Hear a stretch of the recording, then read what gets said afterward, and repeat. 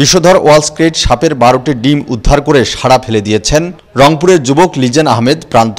জানালেন, রংপুর জেলার মিঠাপুকুর উপজেলার 10 নং বালুয়া মাসিমপুর ইউনিয়নের মরাহাটি এলাকার একটি বাড়ি থেকে ডিমগুলো উদ্ধার করা হয়েছে। মূলত এটি ওয়াল স্ট্রিটের ডিম। ওয়াল স্ট্রিটের বাংলা কোনো নাম নাই, বাংলা প্রচলিত নাম নাই।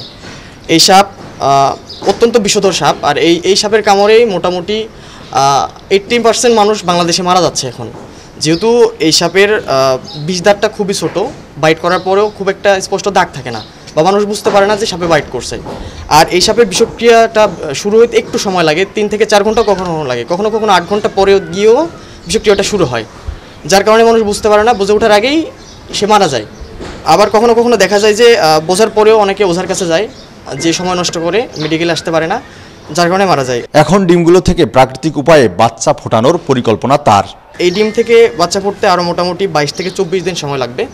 22 থেকে 24 দিন সময় পর এই ডিম থেকে বাচ্চা ফুটে বের হবে। আর আমরা চাচ্ছিলাম এই ডিমগুলো প্রাকৃতিক পদ্ধতিতে হ্যাচিং করতে, যার কারণে কোনো যন্ত্র বা কোথাও রাখা হয় নাই।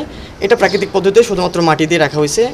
আমার রুমে যে স্বাভাবিক তাপমাত্রা, সেই তাপমাত্রাতেই এটা ফুটে বের হবে ইনশাল্লাহ, আশা করা যায়।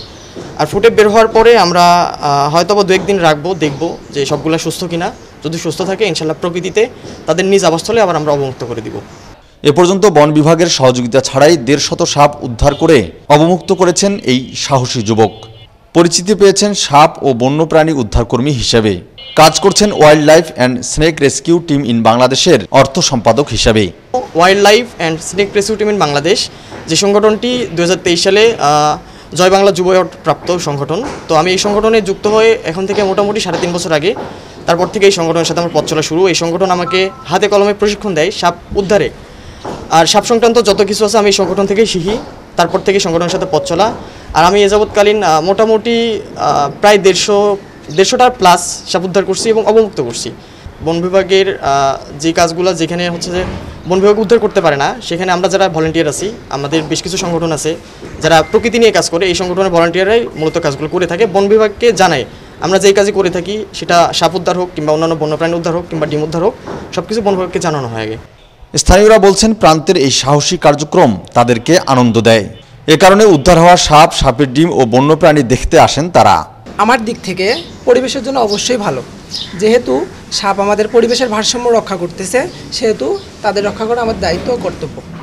ভয়ঙ্কর বলতে সবাই যদি ওভাবেই ভয়ঙ্কর দিয়ে যদি বারবার যদি ভয়ঙ্কর বলে, তাইলে তো ওরা মনে করেন যে এক সময় বিলুপ্ত প্রায় হয়ে যাবে, আর তখন পরিবেশের ভারসাম্য নষ্ট হয়ে যাবে, আর পরিবেশের ভারসাম্য নষ্ট হলে তো আমাদেরই ক্ষতি।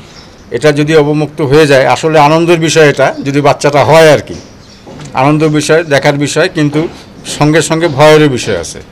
এই কারণে এটা অবমুক্ত করে দেওয়া ভালো। সাপ অবমুক্ত করে বা সাপ নিয়ে আসে, এরকম আর কি আমি ওর থেকেই দেখছি, অনেক বিষধর সাপও দেখছি। আজকে আমি এই সাপের ডিমটা দেখলাম আমার জীবনে প্রথম, ভালো লাগলো ব্যাপারটা অবশ্য। প্রান্তের এই কার্যক্রমে খুশি হলেও বিষধর প্রাণী সাপ উদ্ধারে সতর্কতা অবলম্বনের পরামর্শ স্থানীয়দের। ফখরুল শাহিন, চ্যানেল 24, রংপুর।